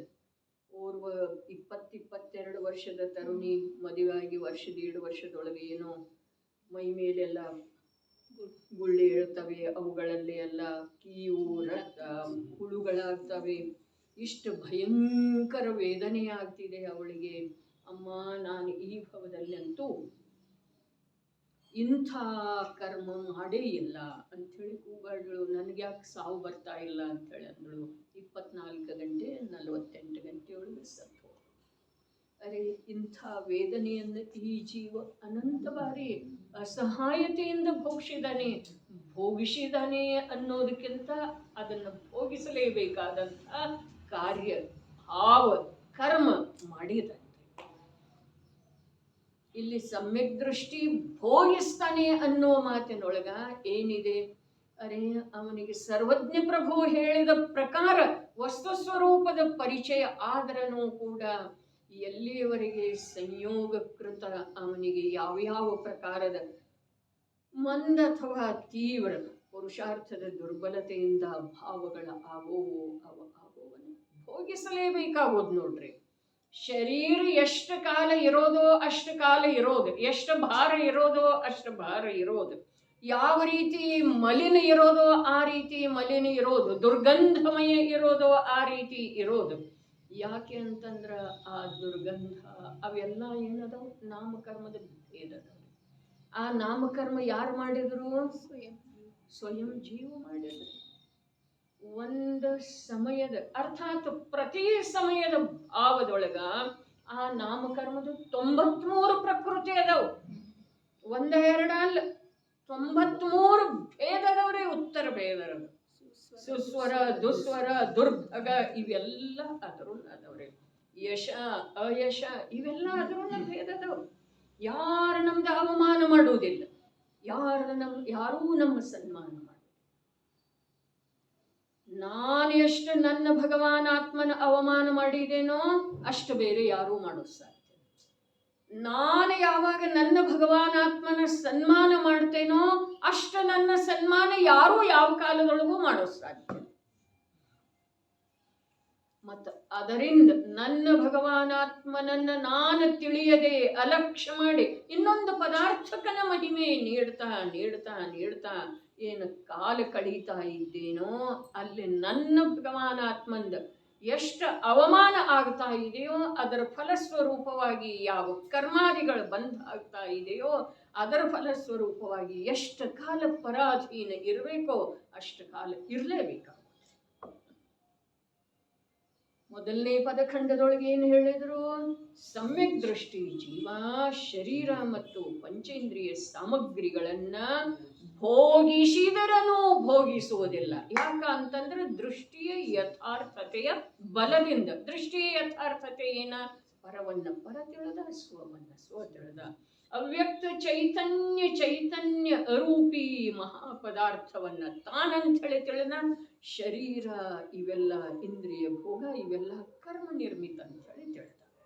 ಅಂದ್ರನ ಈ ಪ್ರಕಾರದ ತಿಳಿಯುವಿಕೆ ಏನಿದೆ ಅದು ಭೋಗಿಸದೆ ಇರುವಿಕೆ. ಆದರೂ ಕೂಡ ಅವುಗಳನ್ನು ಅವನು ಭೋಗಿಸಲೇಬೇಕು. ಅರ್ಥಾತ್ ಎಷ್ಟು ಕಾಲದವರೆಗೆ ಅವನ ಜೊತೆಗೆ ಇರುವೋ ಅಷ್ಟು ಕಾಲ ಅವನಲ್ಲಿ ಭಲೆ ಶುದ್ಧರ ಹಾಗೆನ ದೃಷ್ಟಿ ಪ್ರಗಟಾಗಿದ್ದರನು ಕೂಡ ಅವುಗಳನ್ನು ಬಿಟ್ಟುಕೊಡ್ಲಿಕ್ಕೆ ಬರುವುದಿಲ್ಲ. ಅಂದ ಮೇಲೆ ನೀನು ಮಿಥ್ಯಾದೃಷ್ಟಿ, ನೀನು ಕರ್ಮ ಮಾಡಿದ ಕರ್ಮವನ್ನು ಭೋಗಿಸಲೇಬೇಕಾಗೋದಲ್ಲ. ಅದಕ್ಕೆ ಯಾರೂ ಹೊಣೆ ಇಲ್ಲ. ಅದಕ್ಕೆ ಮೊದಲು ಸಹಜ ಲೋಕೋಕ್ತಿ ಇತ್ತ. ಅವ್ವ ಅಂತಿದ್ರೆ ಎಷ್ಟೋ ಬಾರಿ ತೀರ್ಥಂಕರರಿಗೆ ಕೂಡ ಬಿಟ್ಟಿಲ್ಲ. ಇನ್ನು ನೀ ಯಾರ? ತೀರ್ಥಂಕರರಿಗೆ ಕೂಡ ಬಿಟ್ಟಿಲ್ಲ ಮಾಡಿದ ಕರ್ಮ. ಬಿಟ್ಟಿದೇನ? ಪಾರ್ಶ್ವನಾಥರಿಗೆ ಭೋಗಿಸಬೇಕಾಯ್ತೋ ಅಥವಾ ಇಲ್ರಿ? ಪಾಷಾಣದ ಮಳೆ, ಅಗ್ನಿಯ ಮಳೆ, ವೃಷ್ಟಿ ಸಹಿಸಬೇಕಾಯ್ತೋ ಅಥವಾ ಇಲ್ಲ? ಅವರ ದುಃಖಿ ಆದರೂ ಅದರ ಜೊತೆ ಏಕರೂಪ ಆದರೂ ಆ ಮಾತಿಲ್ಲ. ಆದ್ರೆ ಅವರ ಮೇಲೆ ಉಪಸರ್ಗ ಆಯ್ತೇನಿಲ್ರಿ? ಅದನ್ನ ಅವರು ಭೋಗಿಸಿದ್ರೇನಿಲ್ಲ? ಭೋಗಿಸಿದ್ರೂ ಭೋಗಿಸಲಿಲ್ಲ. ಈ ಮಾತು ಸರಿ. ಆದ್ರೆ ಈತ ತೀರ್ಥಂಕರ ನರಕದೊಳಗಿನ ಮಾತಿದೆಯಲ್ಲ, ತೀರ್ಥಂಕರ ಶ್ರೇಣಿಕ ದೊರೆ ಮಹಾಪದ್ಮ ತೀರ್ಥಂಕರ ಆಗಾಮಿದ್ದಾನೆ ಭವಿಷ್ಯದೊಳಗ. ಈಗ ನರಕದೊಳಗಿದ್ದಾನೆ, ಅವನಿಗೆ ಬೇರೆ ವ್ಯವಸ್ಥೆ ಏನೂ ಇಲ್ಲಲ್ಲ. ತೀರ್ಥಂಕರ ಆಗಾಮಿದ್ದಾನೆ, ಆದ್ರೆ ಆಗೋಕ್ಕಿಂತ ಮುಂಚೆ ಏನದು ನರಕದ ಭೋಗಿಸಬೇಕಲ್ಲ, ಅದು ಭೋಗಿಸಲೇಬೇಕು. ಇದರ ಅರ್ಥನ ಸಮ್ಯಕ್ ದೃಷ್ಟಿಗೆ ಕೂಡ ಕರ್ಮದ ಫಲವನ್ನ ಭೋಗಿಸಬೇಕಾಗಿದೆ ಅಂದ ಮೇಲೆ ಮಿಥ್ಯಾದೃಷ್ಟಿ ನಿನ್ನ ಅಳಲನ್ನ ನಿನ್ನ ಕೂಗನ್ನ ಯಾರು ಕೇಳ್ತಾರ? ಅರಣ್ಯ ರೋದನವನ್ನ ಯಾರು ಕೇಳ್ತಾರೆ? ಯಾವುದಾದ್ರೂ ವೇದನೆ ಭಯಂಕರ ಆಗತಿತ್ತು ಶಾರೀರಿಕ ಅಂತಂದ್ರೆ 1 ದಿವಸ 2 ದಿವಸ ಮನೆಯವರು ಪ್ರೀತಿ ಮಾಡ್ತಾರೆ, ಶುಶ್ರೂಷೆ ಮಾಡ್ತಾರೆ, ಸಾಕಿನ್ನದ ಹಂಗೆ ಇರೋದು ಅಂತ ಹೇಳ್ತಾರ್ರಿ. ಮತ್ ಕೂಕತ್ತಾರೆ. ದಿನ ಹಾಗೆ ಯಾರು ಮಾಡವ್ರಿ? ಶಿವ ಸ್ವಲ್ಪ ತಣ್ಣಗೆ ನಮಗೂ ಇರ್ಬೋಡ ಅಂತ ಹೇಳಿ ಹೇಳ್ತಾರೆ. ದಿನ ಸಾಯೋರಿಗೆ ಅವ್ರು ಯಾರು ಅಂತ ಶಾಸ್ತ್ರ. ಅರೆ ಎಷ್ಟು ಆಮೇಲೆ ಕೊನೆಗೆ ಏನ್ ಮಾಡ್ತಾರೆ? ಆಸ್ಪತ್ರೆಗೆ ಸೇರಿಸ್ತಾರೆ. ವಿಚಾರ ಮಾಡೋದ್ರಿ, ಬರೋದಿದೆ ಇದೆಲ್ಲ. ಈ ಭವದಲ್ಲಿ ಬರ್ದಿದ್ರನು ಮುಂದಿನ ಭಾವದಲ್ಲಿ, ಅದರ ಮುಂದಿನ ಭಾವದಲ್ಲಿ ಬರುವಂತಹ ಭಾವ ನಿರಂತರ ನಮ್ಮದವರು. ಭಾವನಾ ಭವನಾಶಿನಿ, ಅದು ಸತತ ಒಳಗಡೆ ನಡೀಲಿಕ್ಕೆ ಬೇಕು. ದರ್ಶನದ ಯೋಗ 10 ನಿಮಿಷ, ಸ್ವಾಧ್ಯಾಯದ ಯೋಗ 1 ಗಂಟೆ 2 ಗಂಟೆ, ಅದರ ಭಾವನಾ ನಿರಂತರ ಬೇಕು. ಯಾವುದರ ಭಾವನಾ? ನಾನಿಲ್ಲಿ ಶಾಶ್ವತವಾಗಿ ಇರುವ ಸಲುವಾಗಿ ಬಂದಿಲ್ಲ, ನಾನು ಇಲ್ಲಿ ಇರುವುದರೊಳಗೆ ನನ್ನ ಶೋಭೆ ಇಲ್ಲ, ಈ ದೇಹ ನನ್ನಿಂದ ಭಿನ್ನ ಇದೆ, ಈ ಸಂಯೋಗಿ ಪದಾರ್ಥಗಳೆಲ್ಲ ಒಂದು ದಿವಸ ವಿಯೋಗ ಆಗುವಂಥವಿದ್ದಾವೆ. ಘಟನಾ ಬಂತೇನಿಲ್ರಿ, ನೇಮಿನಾಥ ಪ್ರಭು ಹೇಳಿದರೇನಿಲ್ಲ, ದ್ವಾರಕಾ ನಗರಿ, ಇಂದ್ರ ನಿರ್ಮಿತ ದ್ವಾರಕಾ ನಗರಿ 12 ವರ್ಷದ ನಂತರ ಸುಡ್ತಿದೆ. ಸುಟ್ಟಿತೇನಿಲ್ರಿ? ಯಾವ ಪ್ರಕಾರ ಅವ್ರು ನೋಡಿದ್ರ ಹಾಗೆ ಆಯ್ತು, ಅಥವಾ ಯಾವ ಪ್ರಕಾರ ಅದರದ ಆಗೋದಿತ್ತು ಅದನ್ನ ಅವ್ರು ನೋಡಿದ್ದರ್ರೆ? ಅವ್ರು ನೋಡಿದ್ರ ಹಾಗೆ ಆಗಲಿಲ್ಲ, ಅವ್ರ ಅದು ಹೇಗಾಗೋದಿತ್ತು ಹಾಗೆ ನೋಡಿದ್ರು. ಅದಕ್ಕ ನಾವು ಈ ರೀತಿ ತಿಳಿಯಬಹುದು, ನನ್ನ ಪ್ರತಿ ಸಮಯದ ಪರ್ಯಾಯಗಳ ಯಾವ ರೀತಿ ಆಗುವುದಾವೆಯೋ ಅದೇ ರೀತಿ ಆಗುವುದಿಲ್ಲ.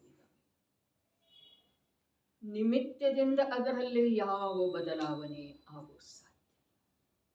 ನಿಮಿತ್ತ ನನ್ನೊಳಗೇನೂ ಮಾಡಲಿಕ್ಕೆ ಸಾಧ್ಯ ಇಲ್ಲ. ಸಂಯೋಗ ರೂಪ ಇದೆ, ಕರ್ಮದೊಳಗಿದೆ, ದೇಹದೊಳಗಿದೆ. ಯಾವ ಇದ್ರನೂ ಕೂಡ ಅವೆಲ್ಲವೂ ಅದೇ ರೂಪದಿಂದ ಸದಾ ಇರುವುದಿಲ್ಲ. ಇವೇನು ವಿಚಾರೇನು ಹಳೆಯವದವೇನು ಹೊಸವದವ್ರಿ? ಅದರಿಂದ ಹೊಸ ಕಾರ್ಯ ಆಗ್ಬೇಕು. ಅದೇ ವಿಚಾರ, ಒಂದೇ ಪ್ರಕಾರದ ವಿಚಾರ ಗೌರಣ್ಣವರು, ಅದರ ಹೊಸ ಕಾರ್ಯ ಏನ? ನವೀನ ಉದಯದಲ್ಲಿ ಬರ್ತಾ ಇರುವಂತಹ ಕರ್ಮವನ್ನ ಪರಾಸ್ತಗೊಳಿಸ ಕಾರ್ಯ ಹೊಸ. ಅದರ ಅದೇ ವಿಚಾರ.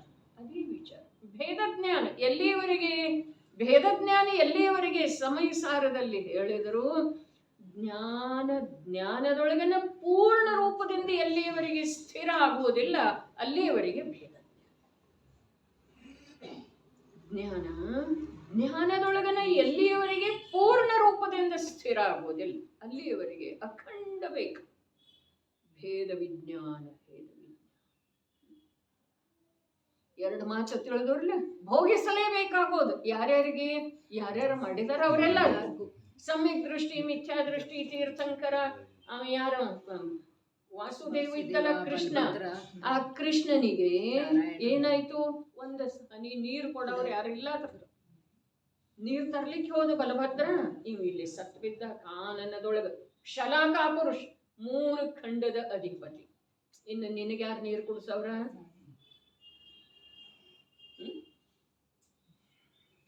ವಿಚಾರ ಮಾಡೋದ್ರಿ. ಆರೋಪ ಯಾರ ಮೇಲೆ ಯಾತಕ್ ಮಾಡೋದು?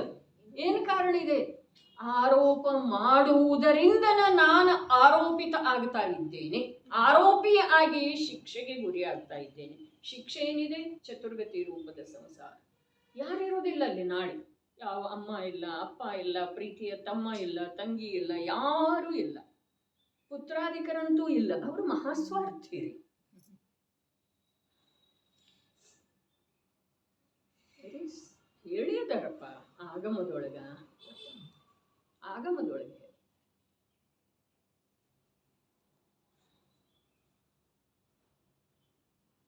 ಯಾರು ಇಲ್ಲ ಅಂಥೇಳಿ ಯಾರ ಮೇಲೆ ದ್ವೇಷ ಮಾಡುವ ಅವಶ್ಯಕತೆ ಇಲ್ಲ. ಬರೀ ಒಳಗಿನ ಭಾವದ ಬದಲಾವಣೆ ಮಾಡೋದಿದೆ, ಭಿನ್ನತ್ವದ ಜ್ಞಾನ, ಭಿನ್ನತ್ವದ ಸಂಸ್ಕಾರ ಮಾಡೋದಿದೆ. ಅಂದ್ರೆ ಪ್ರತ್ಯಕ್ಷ ಯಾವಾಗ ಭಿನ್ನ ಆಗುವ ಸಮಯ ಬರ್ತಿದೆಯಲ್ಲ, ಅವಾಗ ಏನಾಗೋದಿಲ್ಲ, ತೀವ್ರ ಅರ್ಥರೌದ್ರ ಧ್ಯಾನ ಆಗೋದಿಲ್ಲ. ತೀವ್ರ ಅರ್ಥರೌದ್ರ ಧ್ಯಾನ ಏನಿದೆ, ದುರ್ಗತಿಗೆ ತೆಗೆದುಕೊಂಡು ಹೋಗುವ. ಮೊದಲನೇ ಪದಖಂಡದೊಳಗೆ ಎರಡೇನಾದು, ಒಂದು ಸಮ್ಯಕ್ ದೃಷ್ಟಿ ಜೀವ ಸಮ್ಯಕ್ ದರ್ಶನದ ಬಲದಿಂದ ಭೋಗಿಸಿದ್ರನು, ಶರೀರದ ರೋಗ ಭೋಗಿಸಿದ್ರನು ಕೂಡ ಅವನು ಭೋಗಿಸೋದಿಲ್ಲ, ಒಂದು ಮಾತು. ಇನ್ನು ಸಮ್ಯಕ್ ದೃಷ್ಟಿ ಇದ್ರನು ಕೂಡ ಮಾಡಿದ್ದ ಅಂತಂದ್ರೆ ಭೋಗಿಸಲೇಬೇಕು. ಎರಡು ಮಾತಾದು ಮೊದಲನೇ ಪದಖಂಡದೊಳಗೆ. ಎರಡನೇ ಪದಖಂಡದೊಳಗೆ ಅತ್ಯಂತ ಅದ್ಭುತ.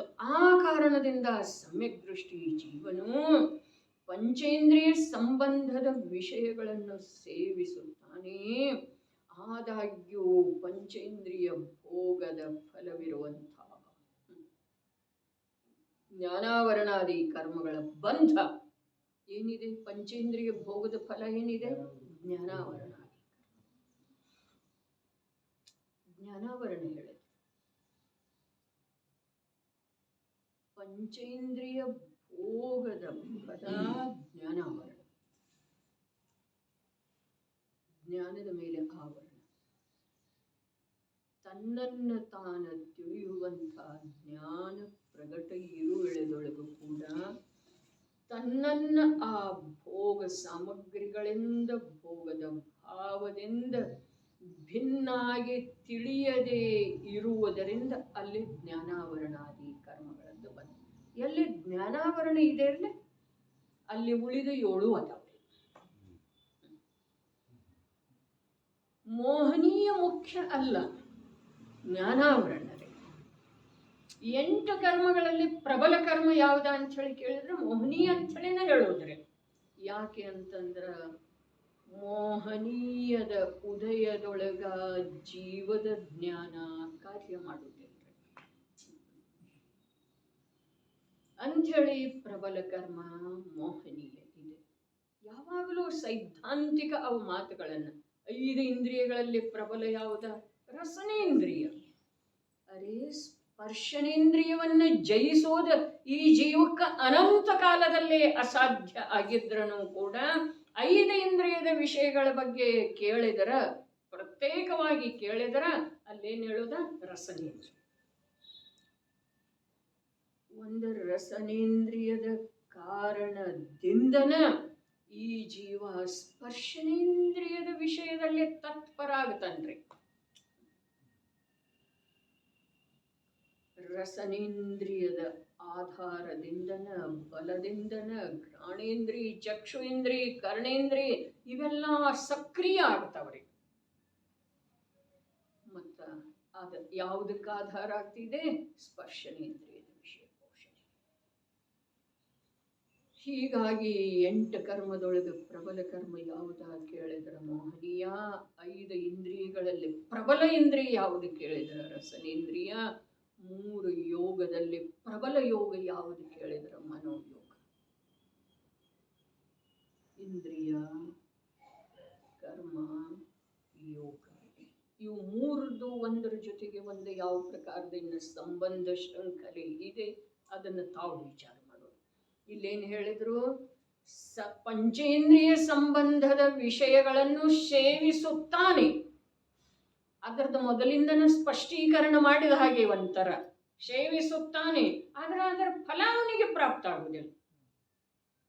ತಿಳಿತೇನಿಲ್ರಿ, ಎಲ್ಲ ದುಡಿತ ಮಸ್ತ್, ಆದ್ರೆ ಅದನ್ನು ಭೋಗಿಸೋದೇ ಇಲ್ಲ ಅಂಥೇಳಿ ಲೋಕದೊಳಗೆ ಹೀನಾಯವಾಗಿ ಮಾತಾಡ್ಲಾಗ್ತಿದೆಯಲ್ಲ. ಎಷ್ಟು ಕಷ್ಟ ಪಡ್ತಾನೆ, ಅದರ ಒಂದು ನೆಟ್ಟಿಗೆ ಅರಿವೆ ಹಾಕೊಳ್ಳೋದಿಲ್ಲ. ಹೀಗೆ ಲೋಕದೊಳಗೆ ಹೀನಾಯವಾಗಿ ಮಾತಾಡ್ಲಾಗ್ತಿದೆಯಲ್ಲ, ಹಾಗೆ ಇಲ್ಲಿ 5 ಇಂದ್ರಿಯಗಳ ಭೋಗಿಸಿದರನು ಕೂಡ ಅವನಿಗೆ ಜ್ಞಾನಾವರಣಾದಿ ಕರ್ಮಗಳ ಬಂದಾಗುವುದಿಲ್ಲ. ಹಾಗಾದ್ರೆ ಅವನು ಭೋಗಿಸ್ಕೊಂಡ ಉಪಯೋಗ ಇಲ್ಲ. ತಗೋ, ಹಾಗಾದ್ರೆ ಭೋಗಿಸುವುದರ ಫಲ ಏನ? ಭೋಗಿಸುವುದರ ಫಲ ಜ್ಞಾನಾವರಣಾಧಿಕಾರದ ಪಂಥ. ಇಲ್ಲೇನಿದೆ? ಪಂಚೇಂದ್ರಿಯ ವಿಷಯ ಸುಖವನ್ನು ಭೋಗಿಸುವುದು ಅರ್ಥಾತ್ ಅನಂತ ಕಾಲದವರೆಗೆ ಸಂಸಾರದಲ್ಲಿ ಪರಾಧೀನತೆಯನ್ನು ಒಪ್ಪಿಕೊಳ್ಳೋದು. ಸ್ವಾಧೀನ ಆಗುವಂಥ ಅವಸರ ಪ್ರಾಪ್ತ ಆದ್ರೂ ಪಂಚೇಂದ್ರಿಯ ವಿಷಯ ಭೋಗದೊಳಗೆ ನಿಲ್ಲೋದು. ಅರೆ ಅಂಚಳಿನ ಗುಣಭದ್ರಾಚಾರ್ಯ ಹೇಳಿದರು, ಯಾರ ಭೋಗವನ್ನು ದೂರದಿಂದನೇ ತ್ಯಾಗ ಮಾಡಿದ್ರೋ ಅವರು ಉತ್ಕೃಷ್ಟ ತ್ಯಾಗಿ. ಭೋಗದ ಕಡೆಗೆ ನೋಡ್ಲೇ ಇಲ್ಲ, ಭೋಗದೊಳಗೆ ಇಳಿಲೇ ಇಲ್ಲ, ಮದುವೆ ಆಗ್ಲೇ ಇಲ್ಲ, ರಾಜ್ಯಭಾರ ಮಾಡಲೇ ಇಲ್ಲ. ಅದನ್ನೇ ಇಷ್ಟೋಪದೇಶದೊಳಗೆ ಹೇಳಿದ್ರು, ಸ್ನಾನ ಮಾಡುವುದಿದೆ ಎಂದು ಮೈಗೆ ಕೆಸರು ಲೇಪಿಸಿಕೊಳ್ಳಿ, ನಾಳೆ ವೈರಾಗ್ಯ ಪ್ರಾಪ್ತ ಮಾಡ್ಕೊಳ್ಳಿ, ನಾಳೆ ದೀಕ್ಷಾ ತಗೊಳ್ಳೋದು ಅಂತ ಹೇಳಿ ಇಂದು ಭೋಗಿಸೋದು. ದೀಕ್ಷಾ ತಗೊಳ್ಳೋ ವೇಳೆದೊಳಗೆ ಏನೇನು ಇಂದು ಉಪಕ್ರಮ ಅದಾವು? ಹೊಸ ಬಟ್ಟೆ ಹಾಕೋದು, ಮೆರವಣಿಗೆ ತೆಗೆಯೋದು, ಅವೆಲ್ಲ ಏನ ಇನ್ನು ಮತ್ತು ಭವಿಷ್ಯದೊಳಗೆ ಅದೆಲ್ಲ ಸಿಕ್ಕುವುದಿಲ್ಲ ಅಂತ ಹೇಳಿ ಏನಿದೆ ಅದೆಲ್ಲ ಏನಿದೆ? ಇತ್ತೇನ ಆಗಮದಲ್ಲೇ ಆಧಾರ ಇದೆ ಏನ್ರಿ ಅದಕ್ಕ? ಇಲ್ಲ. ತೀರ್ಥಂಕರರ ದೀಕ್ಷಾ ಹೇಗೆ ತಗೊಂಡ್ರು? ಅವರಿಗೆ ವೈರಾಗ್ಯ ಬಂದ ನಂತರ ಸ್ವಾಭಾವಿಕವಾಗಿ ಆ ಪಂಚಮ ಸ್ವರ್ಗದಿಂದ ಬ್ರಹ್ಮಚರಿ ಯಾವುದಾದ ಬ್ರಹ್ಮ ಸ್ವರ್ಗದಿಂದ ದೇವಗಳ ಬಂದ ವೈರಾಗ್ಯದ ಪೋಷಣೆ ಮಾಡಿದರೆ, ವೈರಾಗ್ಯದ ಪೋಷಣೆ ಅವರಿಗೆ ಮಾಡಿದರೆ ತಮಗ್ ಮಾಡ್ಕೊಂಡ್ರೆ ಆವಾಗ ಅವರು ಪುಣ್ಯದ ಪ್ರಭಾವದಿಂದ, ತೀರ್ಥಂಕರರ ಪುಣ್ಯದ ಪ್ರಭಾವದಿಂದ ಇಂದ್ರನ ಆಸನ ಕಂಪಾಯಮಾನ ಆಗುವುದರಿಂದ ಅವರಲ್ಲೇ ಏನು ಪುಣ್ಯ ಇತ್ತಲ್ಲ, ತೀರ್ಥಂಕರ ನಾಮ ಕರ್ಮದ ಜೊತೆಗೆ ಪೂರ್ವದ ಪುಣ್ಯ ಇತ್ತಲ್ಲ, ಆ ಪುಣ್ಯದ ದಾಸಾಗಿ ಬಂದ ಯಾವುದರ ಸಲುವಾಗಿ? ದೀಕ್ಷಾ ಕಲ್ಯಾಣಕವನ್ನ ಆಚರಿಸುವ ಸಲುವಾಗಿ. ಅದು ಅವರಿಗೇನು ಸಂಬಂಧಿಸಿದ್ದಲ್ರಿ, ವೈರಾಗ್ಯಕ್ಕೆ ಸಂಬಂಧಿಸಿದ್ದಲ್ಲ, ಅದು ದೀಕ್ಷೆಗೆ ಸಂಬಂಧಿಸಿದ್ದಲ್ಲ. ಮತ್ತು ಅವನು ಊರಾಗೆಲ್ಲ ಮೆರವಣಿಗೆ ತೆಗಿಲಿಲ್ಲ, ತೆಗದ ಅವರನ್ನ ಪಲ್ಲಕ್ಕಿ ಒಳಗೆ ತಗೊಂಡ ದೀಕ್ಷಾವನಕ್ಕೆ ಕರ್ಕೊಂಡು ಹೋದ. ಅಷ್ಟರೇ ಇರಲಿ ಅಂಥೇಳಿ. ಏನಿರಲಿ? ನನ್ನ ಶರೀರಕ್ಕ ಆ ಪವಿತ್ರ ಆತ್ಮನ ಆ ಯಾವ ವೈರಾಗ್ಯ ಭಾವನೆ ಉತ್ಪನ್ನ ಆಗಿದೆಯಲ್ಲ, ಅದರದ ಸ್ಪರ್ಶ ನನಗೆ ಶರೀರದ ಮೂಲಕರೇ ಇರಲಿ ಅಂಥೇಳಿ ಹೊತ್ತುಕೊಂಡು ಹೋದರೆ ಅವರನ್ನ ಪಲ್ಲಕ್ಕಿ ಒಳಗ. ಇನ್ನು ಸಾಮಾನ್ಯ ಜೀವರುಗಳ ದೀಕ್ಷಾ ತಗೊಳ್ತಾರೆ, ಯಾರ್ಯಾರಿಗೆ ಹೇಳ್ತಾರೆ ಅವ್ರ? ಅವನು ಧನ್ಯಕುಮಾರ ದೀಕ್ಷಾ ತಗೊಂಡಲ್ಲ, ತಗೊಂಡೇನೆ.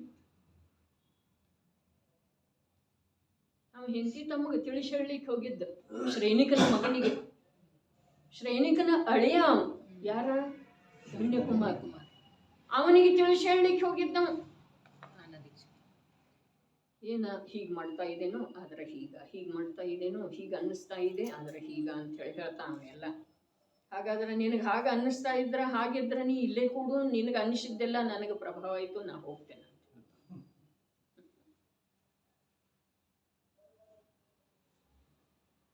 ಜಂಬೂಸ್ವಾಮಿ ಏನ್ ಮಾಡಿದ? ಅವಾಗ ಏನು ಶ್ರೇಣಿಕಗೆ ಸಹಾಯ ಮಾಡಕ್ ಹೋಗಿದ್ದ, ಅಲ್ಲಿ ವೈರಾಗ್ಯ ಆಯ್ತು. ಶ್ರೇಣಿಕನಿಗೆ ಬೇಕಾದಂತಹ ಕನ್ಯೆಯನ್ನು ತಂದು ಕೊಟ್ಟ, ಯುದ್ಧ ಮಾಡಿದ. ಬಹಳ ಅದ್ಭುತ ಕಥೆ ಇದೆ ರೀ. ಜಂಬೂಸ್ವಾಮಿ ಮೋಕ್ಷಕ್ಕೆ ಹೋದ, ಇವ್ ನರಕಕ್ಕೆ ಹೋದ. ಹೋಗಾಮದನ ಮೋಕ್ಷಕ್ಕೆ ತೀರ್ಥಂಕರ ಆಗಿ ಹೋಗಾಮದನ ಯಾವಾಗ ಹೋಗ್ತಾ ಹೋಗ್ಲಿ, ಆದ್ರೆ ಇವ್ ಹೋದಲ್ಲ ಈಗ. ಯಾರ? ಜಂಬೂಸ್ವಾಮಿ. ಯಾಕೆ ಹೋದ? ಅಲ್ಲಿ ವೈರಾಗ್ಯ ಆಯ್ತು ಅವನಿಗೆ. ಯುದ್ಧ ಮಾಡಿ ಯುದ್ಧದೊಳಗ ಗೆದ್ದು ಬರುವ ವೇಳೆದೊಳಗ ಅಲ್ಲಿ ಸುಧರ್ಮಾಚಾರ್ಯರನ್ನ ನೋಡಿದ. ಯಾವ ಸುಧರ್ಮಾಚಾರ್ಯ? ಯಾವ?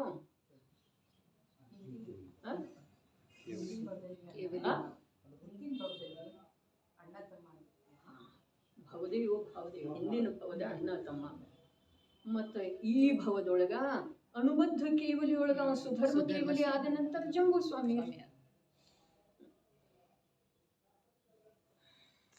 ಅವರ ಉಪದೇಶ ಕೇಳಿದ.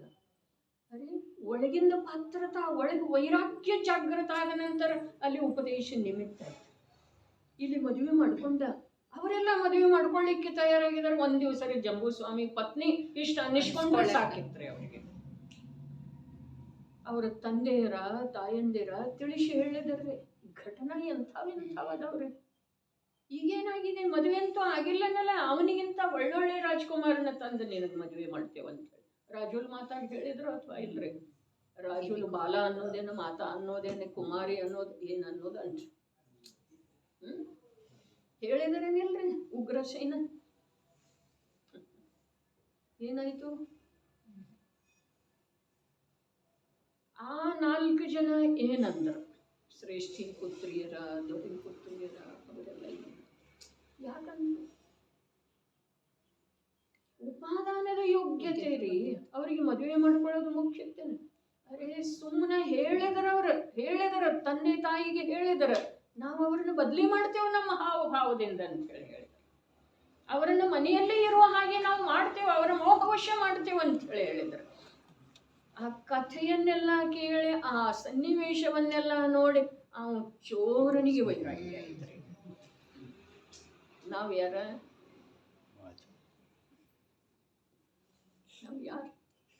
ನಾವು ಜನ್ಮಾನಿ ಉಪಾಸಕರೇನ? ಪಂಚೇಂದ್ರಿಯ ಸಂಬಂಧದ ವಿಷಯಗಳನ್ನು ಸೇವಿಸುತ್ತಾನೆ, ಆದಾಗ್ಯೂ ಅಲ್ಲಿ ಮಾಡ್ರಿ ಅಂಡರ್ಲೈನ್, ಪಂಚೇಂದ್ರಿಯ ಭೋಗದ ಫಲವಿರುವಂತಹ ಜ್ಞಾನಾವರಣಾದಿ ಕರ್ಮಗಳು. ಪಂಚೇಂದ್ರಿಯ ಭೋಗದ ಫಲ ಅಂದ್ರೆ ಜ್ಞಾನಾವರಣಾದಿ ಕರ್ಮಗಳ ಬಂಧನ.